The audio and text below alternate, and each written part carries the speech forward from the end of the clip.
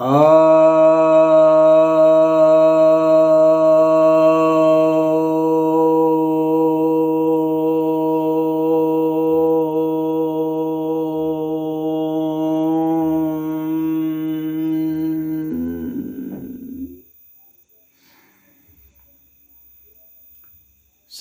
भक्तजनों को सप्रेम नमन। भक्तों, आज आपकी जिज्ञासाओं का समाधान लेकर आया हूँ। एक जिज्ञासा आई है कि सत्याग्रह का श्रेष्ठ उदाहरण आप किसे मानते हैं? कि सत्याग्रह का अर्थ होता है सत्य के लिए आग्रह। वैसे यह शब्द जो है राजनीतिक रूप से गांधी जी के द्वारा बहुत ज़्यादा प्रसारित किया गया और कुछ लोग यह मानने लगे कि गांधी जी ही इसके जो हैं प्रवर्तक हैं, लेकिन ऐसा कुछ भी नहीं है। आप पूरा उपनिषद पढ़ जाएंगे तो आप पाएंगे कि वहाँ पर सब लोग जो हैं ऋषि मुनि सब जो है सत्याग्रही है, वे सत्य के लिए आग्रह कर रहे हैं। वे कहाँ कहाँ से चल करके जा रहे हैं और लगातार जो है सत्संग कर रहे हैं, पूछ रहे हैं, यह बता दीजिए वह बता दीजिए। तो सत्य के लिए आग्रह। गांधी जी ने तो हमें नहीं लगता कि ऐसा सत्य के लिए कोई आग्रह किया। उनका तो जो सत्याग्रह है वह तो पॉलिटिकल है। वो राजनीतिक हथकंडा अपनाए हैं, उपवास कर दिए, हाँ कि मुझे ये चाहिए या हमें हमारे समाज के लिए चाहिए, हमारे देश के लिए चाहिए, तो उसके लिए जो है वो अनशन कर रहे हैं। सत्य के लिए तो नहीं कर रहे हैं। सत्य के लिए तो जो सत्य के जो ज्ञाता हैं उनके सामने जब आप जाएंगे और वहाँ पर कोई जिज्ञासा करेंगे तब तो सत्य का आग्रह होगा। या तो व्यक्ति तब करता है, ईश्वर के सामने आग्रह करता है कि मुझे ज्ञान चाहिए, तो सत्य का आग्रह वहाँ होता है। तो ज्ञान के लिए, विशुद्ध ज्ञान के लिए जो आग्रह करते हैं उन्हें ही सत्याग्रही कहा जा सकता है, न कि कोई सामाजिक, राजनीतिक, आर्थिक हथकंडा अपना रहे हैं, कोई मुद्दा उसको ले रहे हैं, उसके लिए आप जो है कुछ न कुछ जो है पैतरा खेल रहे हैं, तो उसको सत्याग्रह कह देते हैं। ये सब तो है जो है उस सत्याग्रह का वास्तव में जो न्यूनीकरण है, यह जो है उसका पतन कराना है, गिराना है, इसका छिछलापन करना है। सत्याग्रह शब्द को एक तरह से पतित दलित करना है। सत्याग्रह बड़ा शब्द है।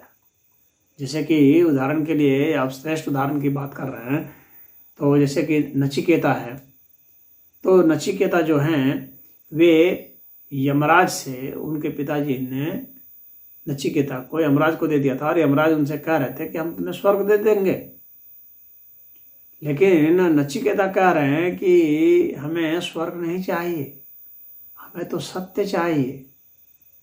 तो ये हुआ सत्याग्रह। लाख प्रलोभन देने के बावजूद भी नचिकेता जो है अपने स्थान से नहीं डिगते हैं और वे क्या सत्य है क्या असत्य है इसका लगातार जो है प्रश्न करते हैं और कहते हैं मुझे इसी विषय में आप बताइए, मुझे स्वर्ग की कोई जरूरत नहीं है। यमराज कहते हैं कि तुम्हें अगर चाहो तो मैं तुम्हें ये पृथ्वी का राज्य भी दे सकता हूं। तो नचिकेता कहते हैं मुझे पृथ्वी का राज्य नहीं चाहिए, क्या करूंगा, क्योंकि ये सारे जो हैं यह तो माया है, ये तो ऐसे ही समाप्त होने वाले हैं, ये तो ऐसे ही क्षणभंगुर चीजें हैं, परिवर्तनशील हैं, ये स्वयं ही दुखदायी है, तो इनको मैं लेके क्या करूंगा। मुझे तो वह सत्य बोध चाहिए, ईश्वर दर्शन चाहिए। तो नचिकेता जो हैं वो श्रेष्ठ उदाहरण है। तो यमराज उन्हें उपदेश देते हैं, बताते हैं, सत्य बोध कराते हैं। तो वहाँ वह व्यक्ति जो है सत्याग्रह कर रहा है। गांधी कौन सत्याग्रह कर रहे थे भाई? गांधी ने तो कहीं भी ऐसा नहीं कहा कि मुझे सत्य चाहिए, सत्य का ज्ञान चाहिए।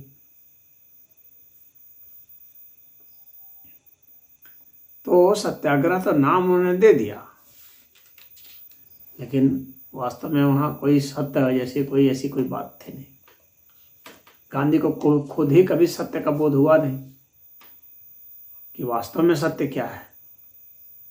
ये कोई फिलोसफर तो थे नहीं, कोई दार्शनिक थे नहीं, कोई न ऐसे कोई तपस्वी थे, उन्होंने ऐसी कोई तपस्या की। बस प्रोपेगेंडा बहुत हुआ।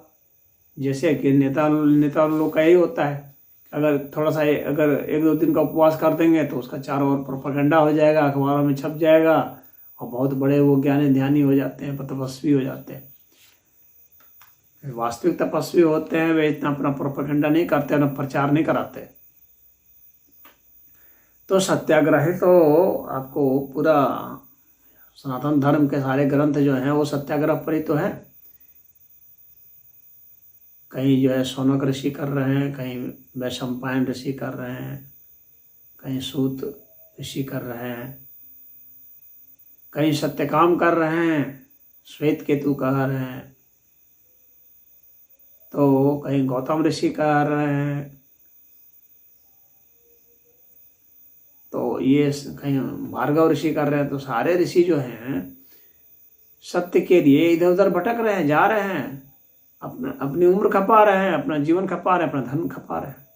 मैत्रेयी थी, जब याज्ञवल्क्य जो हैं उनकी पत्नी थी मैत्रेयी, तो याज्ञवल्क्य ने कहा कि मैं तो जा रहा हूँ सत्य के लिए, सत्य क्या है वास्तव में इसकी तलाश के लिए मैं जा रहा हूँ वन, तपस्या करूँगा। हालांकि याज्ञवल्क्य जो थे वो तो राजा दशरथ के यहाँ जीत करके आ गए थे, पूरा शास्त्रार्थ जो था सत्य क्या है वो जीत गए थे वहाँ। और जब घर पहुँचते हैं और वहाँ के सारे गौओं को वे ले आए थे हाँक करके, तो जब घर पहुँचते हैं तो अपनी पत्नियों में बांट देते हैं और कहते हैं कि तुम लोग इसको बांट लो और मैं जा रहा हूँ जंगल तपस्या करने।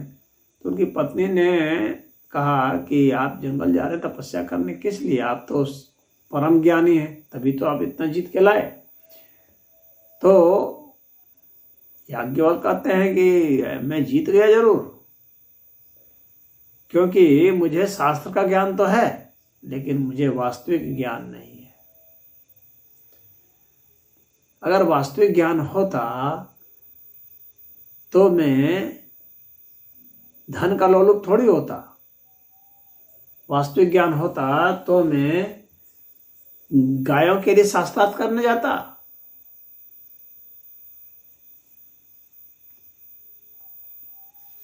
तो वे कहते हैं कि मैं वहां जाऊंगा, तो सत्य का ये आग्रह है। अब इसके बाद जो है उनकी पत्नी जो है मैत्रेयी जो है वे कहती हैं कि तो फिर इन गौओं का मैं क्या करूंगी, आप जो धन दे रहे हैं उस धन का मुझे क्या, जब उस धन की जरूरत आपको नहीं है, जब उस धन का कोई वैल्यू आपके लिए नहीं है तो मेरे लिए भी नहीं है। मैं भी आपके साथ चलूंगी, मुझे भी सत्य का बोध चाहिए। तो याज्ञवल्क्य बहुत समझाते हैं लेकिन मैत्रेयी नहीं मानती। तो यह होता है सत्याग्रह। कहते नहीं मुझे भी चलना है, मुझे भी सत्य क्या है जानना है। तो वे भी चली जाती हैं। तो इस तरह से सत्य का भारत में, सत्य के लिए आग्रह की तो भारत में पूरी परंपरा रही। क्या सत्य है क्या असत्य है इसको जानने के लिए विद्वोत्मा ने शास्त्रार्थ कराए थे, अपने विवाह के लिए शर्त रखी थी, इसमें कालिदास भी गए थे। अपने विवाह की शर्त रख देते कि जो है मुझे हराएगा शास्त्रार्थ में, अर्थात जो सत्य का जिसको बोध होगा तो उससे ही मैं शादी करूंगी। तो ये सत्याग्रह होता है। तो भारत में सत्याग्रह की ही तो पूरी परंपरा है। सारे शास्त्र, चाहे शंकराचार्य का आप देख लें, चाहे आप मंडन मिश्र का देख लें, सारा खेल तो शास्त्रार्थ हो रहा था सत्य के लिए। सत्य के लिए तो सारा आग्रह था। यहाँ तक कि सत्य के लिए व्यक्ति को जलना भी पड़ता था, क्या सत्य है क्या नहीं उसको जानने के लिए। तो जीवन खपा देते थे लोग, अपने धन को खपा देते थे, अपने महल राजपाट छोड़ करके चले जाते थे सत्य का पता लगाने के लिए, सत्य की खोज में। तो ये पूरी परंपरा रही है। भारत में वानप्रस्थ आश्रम किस लिए है? वानप्रस्थ आश्रम इसीलिए दिया गया था कि अपने घर को छोड़ दीजिए।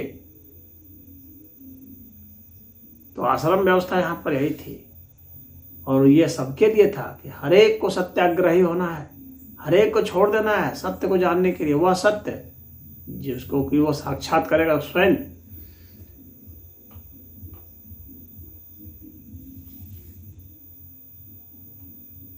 तो वानप्रस्थ आश्रम और संन्यास आश्रम यहाँ पर वो सत्य के लिए तो था। तो सत्याग्रह जो है यहाँ की पूरी परंपरा रही है और सबके लिए रहा है। अब उसमें कुछ एक से एक उदाहरण के लिए भी भाई, जिन्होंने जंगल में तपस्या करते हुए किसी को शेर खा गया, किसी को भालू खा गया, किसी को सांप ने डस लिया, किसी को राक्षस मार मार के खा गए, नरभक्षी पिशाच सब वहाँ खा गया, तो अपने जीवन का बलिदान करके भी सत्य का पता लगाने में भारत के लोग रहे हैं।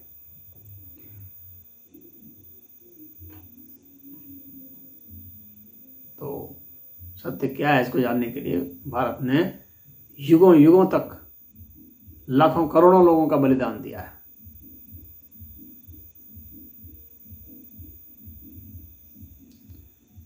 बाहर से विदेश से आक्रांता लोग आए, यहाँ के ऋषि महर्षियों को मारा। यहाँ के ऋषि महर्षि क्या सत्य की ही तो खोज में जंगलों में रहते थे, आश्रमों में रहते थे। तो और वे लोग अपना हर चीज छोड़ करके, घर द्वार पत्नी बच्चे सब कुछ को छोड़ करके, महिला है तो पति को छोड़ करके, तो सब लोग आश्रमों में जाते थे। किस लिए?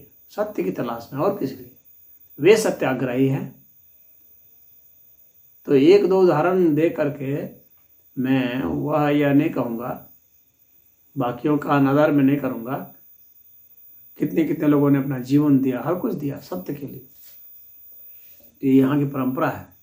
और ये गांधी का मोहताज नहीं है, किसी गांधी का, कि कोई एक गांधी आया उसने वो कर दिया तो सत्याग्रही उसको मान लिए, बहुत बड़ा सत्याग्रही हो गए।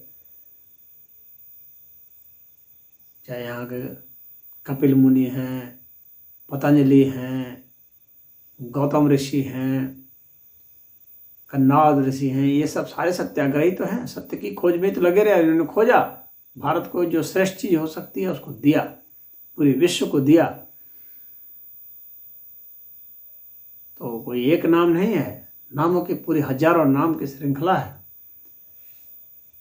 तो इसलिए कोई एक श्रेष्ठ उदाहरण की बात नहीं है, सब उदाहरण श्रेष्ठ ही हैं जिन्होंने सत्य के लिए, ज्ञान के लिए। अब ध्रुव थे, वो सत्य के लिए ही तो चले गए छोटी उम्र में। प्रहलाद सत्य के लिए तो थे। तो एक से एक हुए हैं भारत में। नारद ऋषि हैं, और ऋषियों की पूरी परंपरा है, चाहे व्यास ऋषि हैं, पराशर ऋषि हैं, भृगु ऋषि हैं, सभी लोग हैं, बहुत सारे ऋषि हुए। तो ये सारे नाम जो हैं सत्य के लिए सत्याग्रही थे।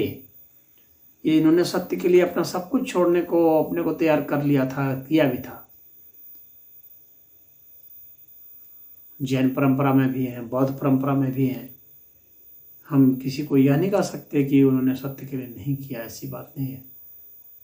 तो सभी परंपरा में भारत के उन्होंने सत्य के लिए बहुत कुछ किया। चाहे महावीर स्वामी रहे, चाहे ऋषभ देव रहे, पार्श्वनाथ रहे, इन सभी ने किया। बौद्ध परंपरा में देखेंगे तो धर्म कीर्ति है, गौतम बुद्ध स्वयं तो थे ही थे, नागार्जुन हैं, अश्वघोष हैं, बुद्ध घोष हैं। तो इन सभी ने अपने अपनी तरफ से अपना अपना योगदान दिया है। किसी को कैसे नहीं कह सकते कि कमतर किया है। ये सत्याग्रही थे। तो इसी तरह से ये भारत की परंपरा पूरी है जो सत्याग्रह पर ही आधारित है। और आज अगर भारत गर्व कर सकता है तो इन्हीं सत्याग्रहियों के ही जो इनकी जो देन है, उस पर गर्व कर सकता है। और संदेश यही है कि उनमें से हम भी एक हो जाए, हम सभी के लिए। इसीलिए वर्णाश्रम की व्यवस्था थी कि सभी को सत्याग्रही होना चाहिए। तो इसमें इतना ही। हरि ओम।